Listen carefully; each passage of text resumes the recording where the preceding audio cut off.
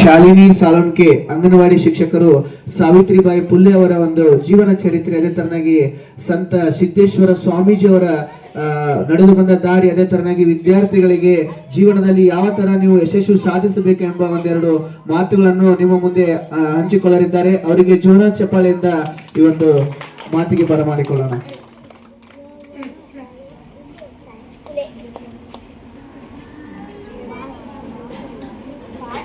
ವೇದಿಕೆ ಮೇಲೆ ಆಗಮಿಸಿದಂಥ ಎಲ್ಲ ಗಣ್ಯಮಾನ್ಯರಿಗೂ ನಮಸ್ಕರಿಸುತ್ತಾ, ಅದೇ ರೀತಿಯಾಗಿ ಮುದ್ದು ಮಕ್ಕಳು, ಪಾಲಕರು, ಅಣ್ಣ ತಮ್ಮಂದಿರು ಹಾಗೂ ಗುರು ಹಿರಿಯರು ಎಲ್ಲರಿಗೂ ನಮಸ್ಕರಿಸುತ್ತಾ, ಇವತ್ತಿನ ದಿನ ಒಂದು ಸರಸ್ವತಿ ಟ್ಯುಟೋರಿಯಲ್ಸ್ ಅವರು ಸಾವಿತ್ರಿಬಾಯಿ ಪುಲೆ ಮತ್ತು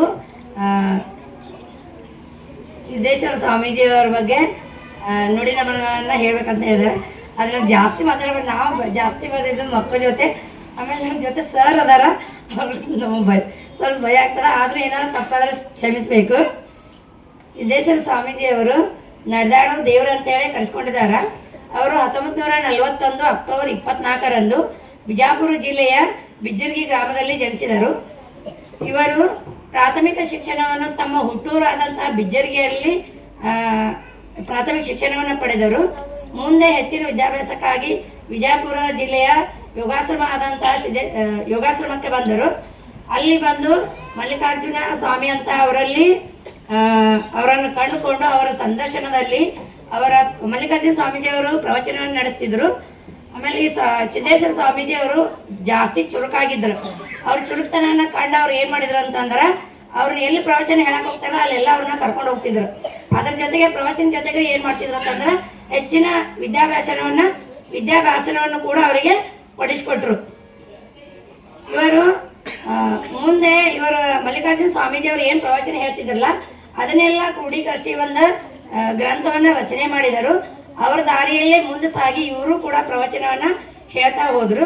ಇವ್ರು ಯಾವ ರೀತಿ ಪ್ರವಚನ ಹೇಳ್ತಿದ್ರು ಅಂತಂದ್ರ, ಆ ಸ್ವಾಮೀಜಿ ಅವ್ರು ಬಂದು ನಿಂತಾರಂತಂದ್ರೆ ಪ್ರವಚನ ಹೇಳ್ತಾ ಯಾರು ಶಬ್ದ ಮಾಡ್ತಿರ್ಲಿಲ್ಲ, ಒಂದು ಸೂಜಿ ಬಿದ್ದರೂ ಕೂಡ ಶಬ್ದ ಆಗ್ತಿರ್ಲಿಲ್ಲ.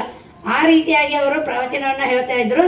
ಅವ್ರನ್ನ ನಾವು ಕಳ್ಕೊಂಡು ಇವತ್ತಿಗೆ 3 ವರ್ಷ ಆಯ್ತು. ಅವ್ರು ನಾವು ಕಳ್ಕೊಂಡು ನಮ್ಮ ದೇಶನ ತುಂಬಾ ಇದರಲ್ಲಿ ಕಣ್ಣೀರಲ್ಲಿ ಪರಿತಪಿಸ್ತಾ ಇದೆ. ಅದೇ ರೀತಿಯಾಗಿ ಸಾವಿತ್ರಿ ಪುಲೆ ಅವರು 1831 ಜನವರಿ 3ರಂದು ಮಹಾರಾಷ್ಟ್ರದ ನೈಗ್ರಾ ಎಂಬ ಗ್ರಾಮದಲ್ಲಿ ಜನಿಸಿದರು. ಇವರು ಚಿಕ್ಕ ವಯಸ್ಸಿನಲ್ಲಿ ಸಾಕಷ್ಟು ಕಷ್ಟಪಟ್ರು. ಇವರು 9ನೇ ವಯಸ್ಸಿನಲ್ಲಿ ಇವರಿಗೆ ಮದುವೆ ಮಾಡಿದ್ರು. ಅವಾಗೆಲ್ಲ ಈಗ ಹೆಂಗೈತಿ 18 ವರ್ಷ ಕಾನೂನು ಐತಿ, ಅವಾಗ ಇರ್ಲಿಲ್ಲ. ಸಣ್ಣ ಹೆಣ್ಮಕ್ಳದಾರಂದ್ರೆ ಜಲ್ದಿ ಮದುವೆ ಮಾಡಿ ಕಳಿಸ್ತಿದ್ರು. 9ನೇ ವಯಸ್ಸಿಗೆ ಮದುವೆ ಆದ್ರು. ಇವ್ರನ್ನ ಸಾವಿತ್ರಿಬಾಯಿ ಪುಲೆ ಅವರನ್ನ ಜ್ಯೋತಿಬಾ ಪುಲೆ ಅವರು ವಿವಾಹ ಆದರು. ಇವರು ವಿವಾಹದ ನಂತರ ಅವರ ಶಿಕ್ಷಣವನ್ನ ಪಡೆದುಕೊಂಡ್ರು. ಜ್ಯೋತಿಬಾ ಪುಲೆ ಅವರು ಕೂಡ ಸಾವಿತ್ರಿಬಾಯಿ ಪುಲೆ ಅವರಿಗೂ ಕೂಡ ಏನ್ ಮಾಡಿದ್ರು ಅಂತಂದ್ರೆ, ತಮ್ಮ ಮನೆಯಲ್ಲೇ ಶಿಕ್ಷಣ ಕೊಡಿಸ್ಕೊಟ್ರು. ಅವರಿಗೆ ಬೆಂಬಲವಾಗಿ ನಿಂತರು. ಸಾವಿತ್ರಿ ಪುಲೆ ಅವರಿಗೆ ಬೆಂಬಲ ನಿಂತು ಮನೆಯಲ್ಲಿ ಶಿಕ್ಷಣ ಪಡೆದು ಮುಂದೆ ಪದವಿ ಪಡೆದು ಅವರು ಶಿಕ್ಷಕಿಯಾದರು. 1848ರಲ್ಲಿ ಹೆಣ್ಣು ಮಕ್ಕಳಿಗಾಗಿ ಒಂದು ಶಿಕ್ಷಣವನ್ನ ಸ್ಥಾಪನೆ ಮಾಡಿದರು. ಅವಾಗ ಇವರು ಶಿಕ್ಷಣವನ್ನು ಕಲಿಸ್ಬೇಕಂತ ದಾರಿಯಲ್ಲಿ ಹೋಗ್ತಿರ್ಬೇಕಾದ್ರೆ ಎಲ್ಲರೂ ಏನ್ ಮಾಡಿದ್ರು, ಜನರಂದ್ರ ಕಲ್ಲು ತೂರಾಡ್ತಿದ್ರು ಅವರಿಗೆ, ಆಮೇಲೆ ಸಗಣಿ ಏರಿಸ್ತಿದ್ರು. ಅವ್ರು ಅಷ್ಟಾದ್ರೂ ಹೆದರ್ಲಿಲ್ಲ.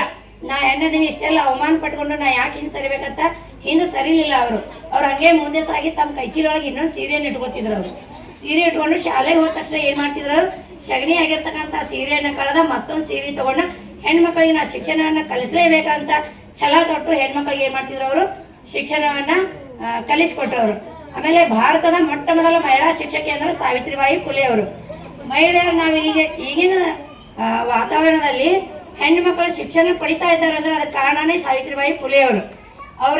ಹೆಣ್ಮಕ್ಳಿಗೆ ಶಿಕ್ಷಣ ಬೇಕಂತ ಹೇಳ್ಕೊಟ್ಟಿದ್ದಕ್ಕೆ ಮಾತ್ರ ನಾವು ಇವತ್ತು ಹೆಣ್ಮಕ್ಳು ಎಲ್ಲರೂ ಶಿಕ್ಷಣವನ್ನ ಪಡಿತಾ ಇದ್ದೀವಿ. ಅವರು ನಮಗೆಲ್ಲ ಶಿಕ್ಷಣ ಪಡಲಿಕ್ಕೆ ಅವಕಾಶ ಮಾಡಿಕೊಟ್ಟಾರ. ಹೆಣ್ಣು ಮತ್ತು ಗಂಡು ಎಂಬ ಭೇದವನ್ನು ಮಾಡಿ ಎಲ್ರಿಗೂ ಶಿಕ್ಷಣವನ್ನು ಒದಗಿಸಿಕೊಡಿ ಅಂತ ಹೇಳ್ಕೊಟ್ಟಿದ್ದಾರೆ. ಇಷ್ಟು ಹೇಳಲಿಕ್ಕೆ ಅವಕಾಶ ಕೊಟ್ಟಂತ 2 ಮಾತು ಮಾತಾಡಿ ನಾನು ಮಾತಾಡ್ತೀನಿ.